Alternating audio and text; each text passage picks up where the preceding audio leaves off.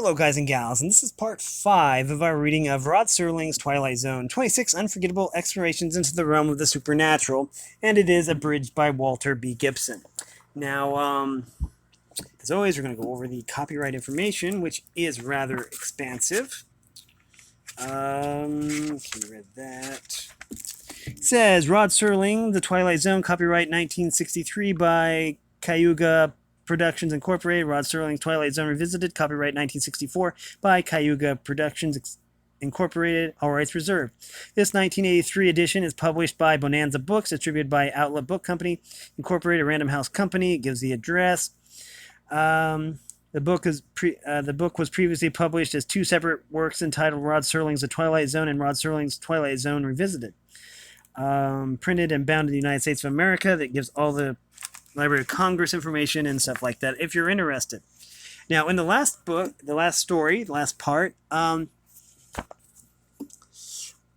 guy went back in time, apparently, to the day that Lincoln was assassinated, and he's trying to convince the police that that Lincoln is about to get assassinated. And so, yeah. Corrigan. So, I don't remember exactly where we left off, but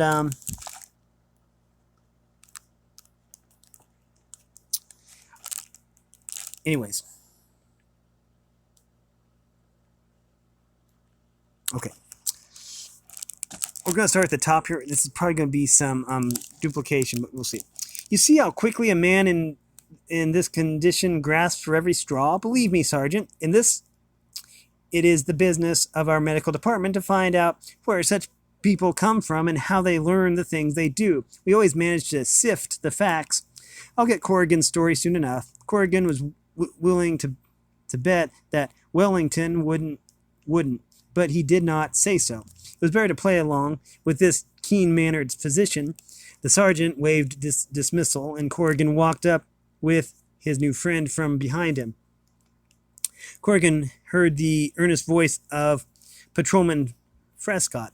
I still think there is something to that plot, Sergeant.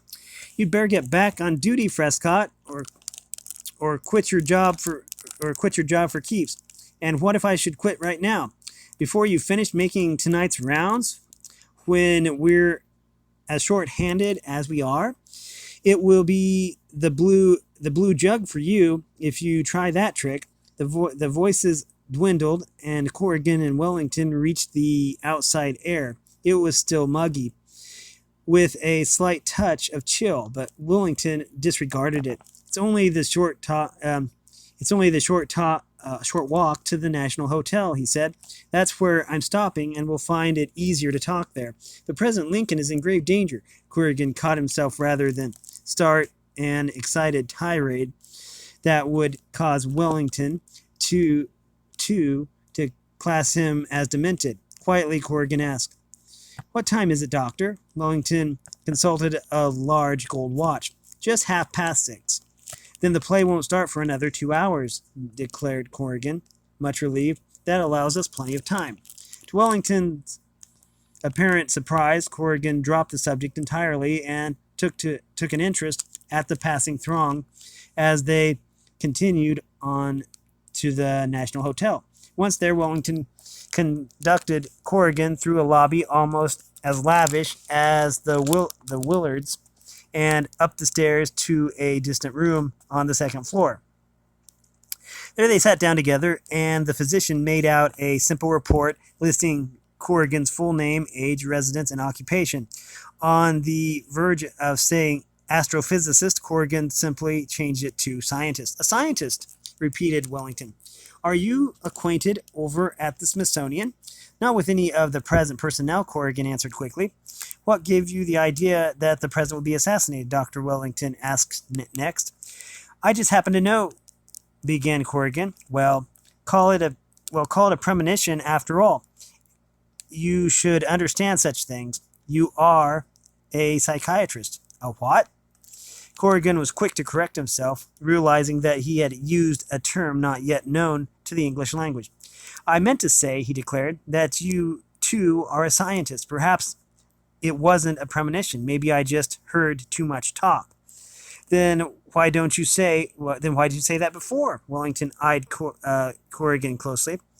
What started you off on this? Did you have an accident? Well, no, not exactly. Instinctively, Corrigan pressed his hand to the back of his head. Well, Wellington promptly stepped over, turned up the gaslight, and took a close look. He pressed the bruised spot gently, and Corrigan winced. A bad contusion, declared Wellington professionally. When did this happen and how? About an hour ago, replied Corrigan. I slipped on some steps and hit the back of my head. That could account for your delusions. Wellington stepped over and closed the window to cut off the blaring music of a parading band. You need rest and quiet. First, let me attend to that bruise. From a drawer, Wellington brought out a large handkerchief and soaked it with a liquid that smelled like witch hazel. He bandaged Corrigan's head with the handkerchief, then produced a wine bottle and a glass. A little sherry will help you, said Wellington. That blow may have given you a slight concussion, enough to cause a mental lapse. But I don't ordinarily drink wine. Call it a doctor's prescription then. Perhaps it will enable you to relax and remember some point you have forgotten. Corrigan liked that suggestion, and he sipped the wine. He began thinking of ways to win Wellington's full cooperation. If you could reach someone close to the president, suggested Corrigan, I'm sure I could recall more details of the plot, enough to forestall it completely, but there is no time to lose. That I understand, agreed Wellington. So lie back and rest, while I send a messenger directly to the Surgeon General's office. That should gain us an immediate hearing.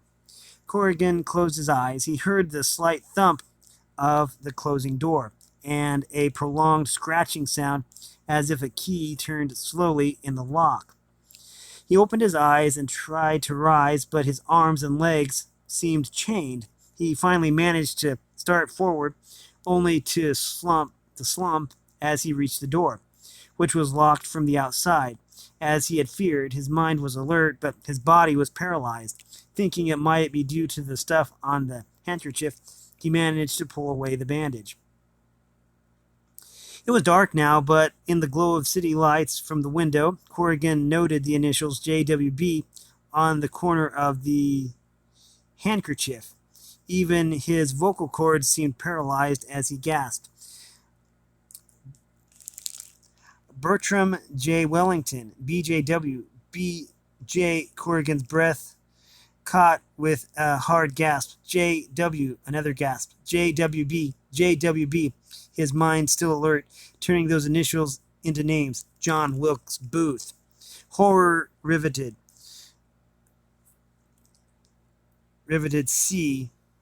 Corrigan, as he realized how he had been duped by the archfiend of the conspiracy. Conspiracy? Yeah. Booth must have been among the group in the bar on 10th Street. From Spangler, Booth had learned how Corrigan had tried to barge in through the stage door.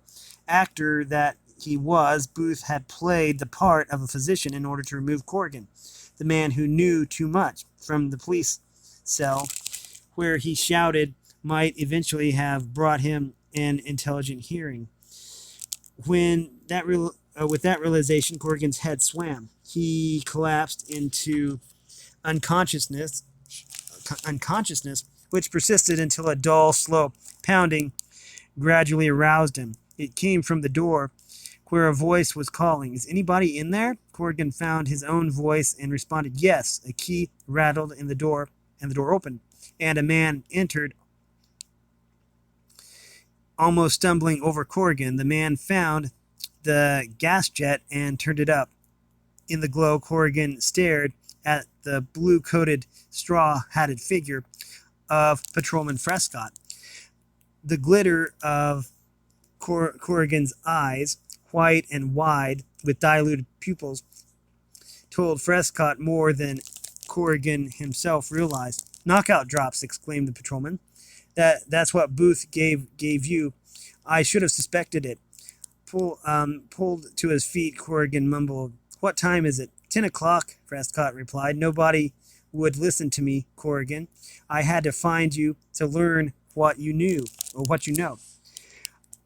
I know this. We must get to Ford Theater right away. Corrigan still moved numbly as Frescott rushed him down to the lobby and out to the street. Among the waiting carriages, Corrigan saw the one that had brought him from the Potomac Club. He managed to wave, and the carriage wheeled over. Frescott pushed Corrigan into the seat and told the coachman, Ford Theater, and hurry. As they sped post haste along the avenue, Frescott told Corrigan all that had happened during those intervening hours. Well, I made my rounds, said Frescott. I had a friend check things for me. He brought the word that there is no Dr. Wellington and no mental department. But he also said that my description of the man fitted the actor John Wilkes Booth. When I learned that Booth was staying at the National Hotel, I finally quit my rounds and went there. I made the manager give me the key to Booth's room, and there I found you. So what can we do right now? A lot, rejoined Corrigan, moving his arms and legs to find out if they were working again. At the theater, we must go right to the president's box and backtrack from there. Even if we cause a commotion, it will spoil Booth's game. We must panic. He will panic because he was really afraid of going to Ford's until I heard at headquarters that General Grant would not be there. But where did you learn so much about this plot, Corrigan? I'll explain that later. Even if nobody is willing to believe me, I won't care. If only we can get to that theater in time.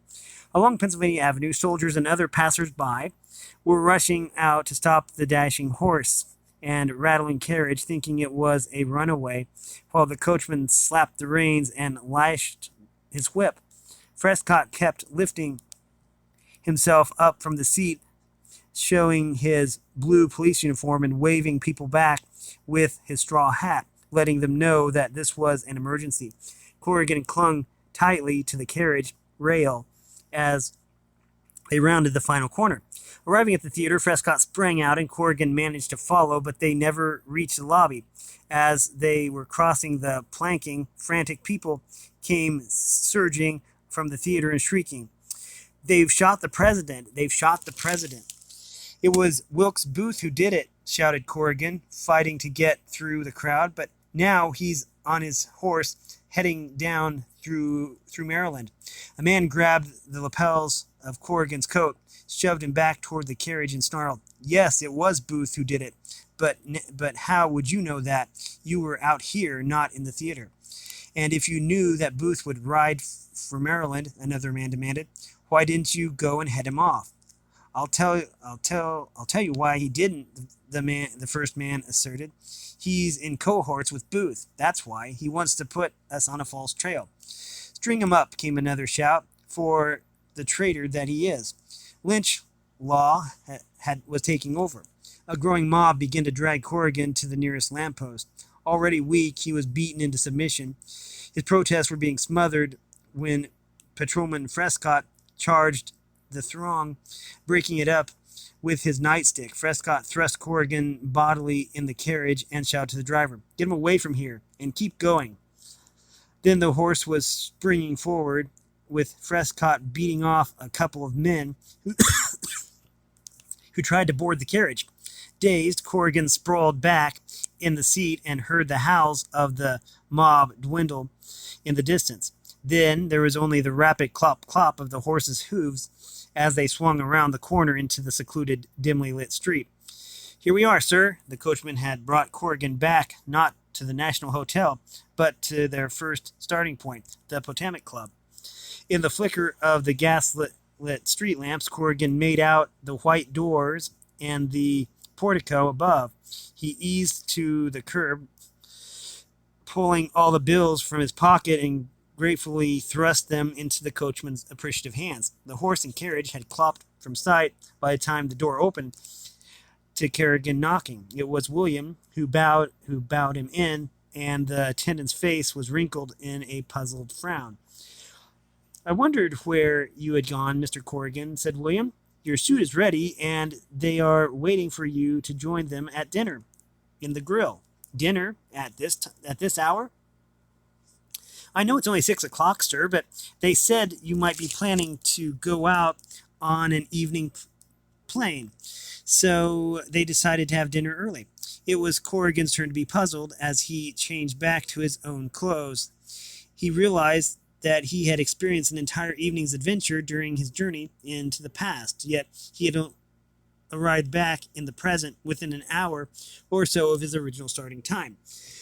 Definitely, Corrigan was now willing to go along with Millard's theory of breaking the time barrier with a pang of regret. He also agreed with Jackson. If you were projected into the past, you might help shape history, but you couldn't change it. As he approached the dinner table in the grill room, Corrigan wondered whether to tell of his experience. His fellow club members probably wouldn't believe his story. Even worse, they might think he was making up a yarn to ridicule them instead. Oh, indeed, Corrigan was beginning to doubt the whole thing himself, so he decided to keep silent. Professor Whitaker had left, and another man was with the group, talking earnestly to Millard. Dr. Jackson waved Corrigan to a chair, then gestured toward the newcomer. Let me introduce another of our members, Mr. Corrigan. This is Mr. Ray Frescott. Blankly, Corrigan found himself shaking hands with a man whose face was the image of the Washington patrolman who had shoved Corrigan into a carriage a century ago. It was obvious, however, that the 20th century Frescott did not recognize Corrigan. Mr. Frescott was starting to tell us an unusual story, declared Dr. Jackson. I know that you will want to hear this, Mr. Corrigan. It's about my great-grandfather, related Frescott. He was a patrolman with the Washington police. The evening Abraham Lincoln was assassinated, somehow he sensed that it might happen, and he tried to warn people, but nobody would listen, not even the police superintendent, who was in the theater audience at the time. Finally, he found some crackpot who seemed to know about Booth's plot and brought him to the theater to prove his point, but they got there just too late. Afterward, some sergeant wanted to fire my great-grandfather because he had gone off his beat, but by then he was the biggest hero on the force. He later became a police chief, a councilman, and finally a building constructor. He joined the Potomac Club, and some of our family have been members ever since. And what happened to the other man? Queried Corrigan. The crackpot whom your grandfather brought to the theater with him. The crowd tried to mob him, thinking that he was in the plot with Booth, rejoined Frescott, but my great-grandfather sent him off in a carriage, and nobody ever heard from him again. The waiter arrived with the dinner menu, and the talk turned to the subject of a bridge game that was to follow. Corrigan said nothing about time travel. He was wondering about the bump on his head, the bump on the head that jarred his mind into a discordance of past, present, and future. As the evening progressed and his head no longer throbbed, he began to feel sure that this had been the case. William was still at the door when Corrigan left for the airport. While Corrigan waited for a cab, which the doorman had summoned, he remarked, "By the way, William, you didn't have a great-grandfather who worked here at the Potomac Club, or did you?" "No, sir, not a great-grandfather," replied William. "A great-grand-uncle. His name was William, too, and he fought in the Union Army. He was badly wounded in the right arm at Gettysburg, so he took a job as doorman here. Several people have asked me if there was another William working here long ago. I don't just know why, except," the doorman looked up and gave one of his wrinkled smiles. "Well, when you get to know this club, sir, you will realize how it grips you. Some people might say that it's filled with ghosts, but I don't think so. To me, it is just a place where time stands still." The cab was arriving on the well-lighted street when Corrigan now was looking in vain for the gaslit lamppost that had been the coachman's beacon when the carriage arrived back from the theater. William flagged the cab, and as Corrigan was getting in, the doorman handed him a bit of cardboard. "This was in the pocket of that old-time suit you were wearing," said William, "so I suppose it must be yours. Good night, Mr. Corrigan." Soon the cab was speeding along a smooth street into the blaze of lights that represented downtown Washington. They passed the now complete Washington Memorial, the Washington Monument, which was illuminated to its full height, and off beyond, Corrigan saw the stately pillars of the magnificent Lincoln Memorial. Then, as the cab reached the bridge heading to the airport, Corrigan studied the printed cardboard strip that William had handed him. Deliberately, he tore the strip in half and then again and again and again. Near the middle of the bridge, Corrigan tossed the pieces from the cab window. Caught by the night breeze, they fluttered over the rail and down into the broad bosom of the Potomac River. Those scattered scraps were all that remained of a unique collector's item, the only unused ticket to Ford Theater on the closing night of April 14th, 1865. Now we are ready for the Ghost Town Ghost. Topaz City, Nevada was practically a ghost town when Jim Gilbert arrived there around the time of the big gold strike down Death Valley Way. The rush had begun to fabulous new towns like Goldfield and Rhyolite, where fortunes were being made overnight and millions of dollars were squandered every day.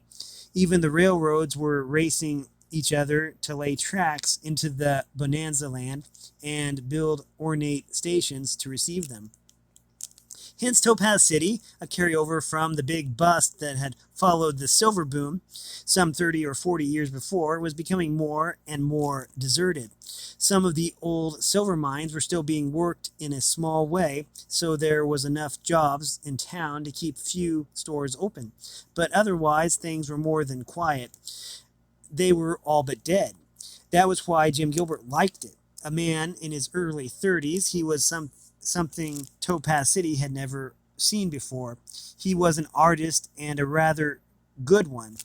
Complete with brushes, palette, canvas, easel, and smock, he rented one of the many empty, weather-beaten stores on the town main and only street, turned it into a studio, and went right to work. The only thing Jim lacked was the artist's trademark of the early 1900s, a beard.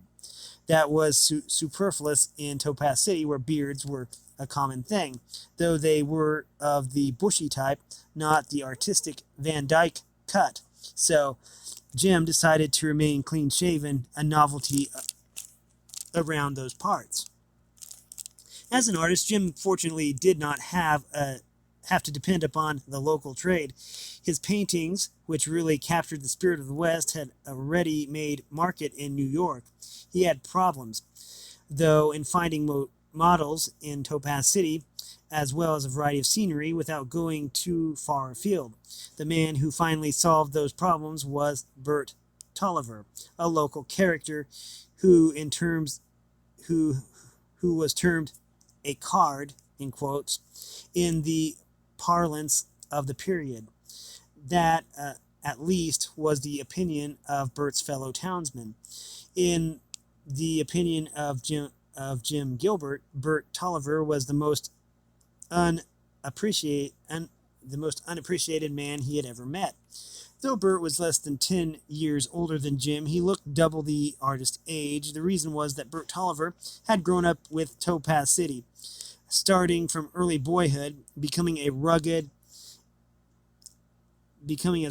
as the lusty town itself during the palmy days, and eventually as weather beaten, though by no means as decadent.